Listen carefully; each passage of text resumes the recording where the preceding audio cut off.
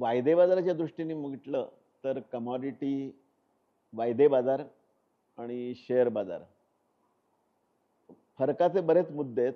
पण मुळात काय की दोनही मालमत्ता म्हणून धरल्या जातात. म्हणजे कमॉडिटी ही एक मालमत्ता आहे, शेअर ही जशी मालमत्ता आहे. म्हणजे इंग्लिशमध्ये त्याला ॲसेट क्लास म्हणतात. तर कमॉडिटी ही जर ॲसेट क्लास म्हटली तर ॲसेट मालमत्ता आली की तिथे गुंतवणूक आली. मग कमॉडिटीत गुंतवणूक आली तर तुम्ही शेअर बाजारात जशी गुंतवणूक करता तशीच कमॉडिटीत गुंतवणूक आहे. त्याचे वेगळे नियम आहेत, त्याच्या वेगळ्या गरजा आहेत. हे सगळं ठीक असलं तरी फार फरक नाही. पण एक महत्त्वाची गोष्ट लक्षात घेतली पाहिजे की कमॉडिटी बाजार हा अशा पद्धतीने वेगळा आहे की तो रिअल मार्केट म्हणू शकतो आपण त्यांना, कारण त्याच्यामध्ये रिअल कमॉडिटीज असतात, ज्याचं कन्झम्पशन किंवा ज्याचा उपभोग हा देशातली संपूर्ण जनता घेत असते. त्यामुळे कमॉडिटी मार्केटमध्ये घडणाऱ्या ज्या घटना आहेत ज्याच्यामुळे किंमत वर खाली होते, त्याचा परिणाम हा संपूर्ण देशातल्या संपूर्ण लोकसंख्येवर होत असतो. त्यामुळे ह्या बाजाराचं नियंत्रण किंवा ह्या बाजाराकडे जास्त अधिक गंभीरपणे पाहायला लागतं. या उलट आपण शेअर बाजारात बघितलं तर शेअर बाजारात एखाद्या कंपनीचा शेअर 20%, 25%, 50%, 70-80% वर गेला काय, खाली गेला काय, त्या शेअरमध्ये ज्यांची गुंतवणूक आहे त्यांनाच फक्त एक तर फायदा होईल किंवा तोटा होईल. म्हणजे त्याचे परिणाम नियंत्रित कुणापर्यंत राहतात, त्याचे जे शेअर होल्डर आहेत त्यांच्यापुरता. इतर देशातल्या लोकांवर परिणाम होत नाही. तर त्याच्यामध्ये किती 0.00 पूर्णांक किंवा अगदी निग्लिजिबल एवढ्या लोकांवर परिणाम होईल.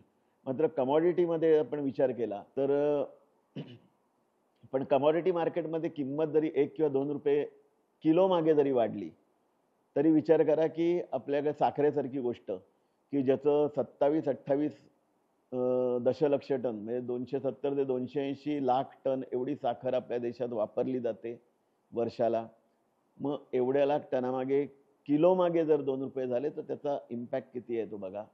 आणि आपल्याला असं कमॉडिटीमध्ये होणाऱ्या किमतीचा परिणाम केवळ त्या ग्राहकाच्याच खिशाला होतो असं नाही, तर त्याच्याबरोबर आपल्या अर्थव्यवस्थेतले जे इंडेक्स आहेत किंवा निर्देशांक आहेत, महागाई निर्देशांक असो किंवा आणखी काही निर्देशांक असतील, ह्या निर्देशांकावर जो परिणाम होतो त्याचा आपल्या धोरणांवर परिणाम होतो. कारण धोरणकर्ते ह्या निर्देशांकाकडे अगदी काटेकोरपणे बघत असतात आणि त्याच्यावर त्यांची रिझर्व्ह बँक घ्या उदाहरणार्थ, त्यांचे व्याज दरापासूनची धोरणं ठरताना या गोष्टी विचारात घेतल्या जातात. म्हणजे कॅस्केडिंग इम्पॅक्ट म्हणजे त्याचे कमॉडिटी मार्केटमध्ये घडणाऱ्या छोट्याशा किमतीतल्या फरकाचे परिणाम हे देशव्यापी असतात, ते अर्थव्यवस्थेपर्यंत पोहोचतात. कारण कमॉडिटी थेट अर्थव्यवस्थेशी कनेक्टेड आहे. तर शेअर बाजार हा थोडासा सट्टा असं म्हणता येणार आणि सट्टा हा नकारात्मक शब्दही नाही आहे. सट्टा हा सगळीकडेच असतो जीवनात आणि सगळ्या मार्केटमध्येही असतो आणि सट्टा असला तरच मार्केट निर्माण होतं. सट्टा आणि जुगार याच्यामध्ये आपल्याला फरक करता आला पाहिजे.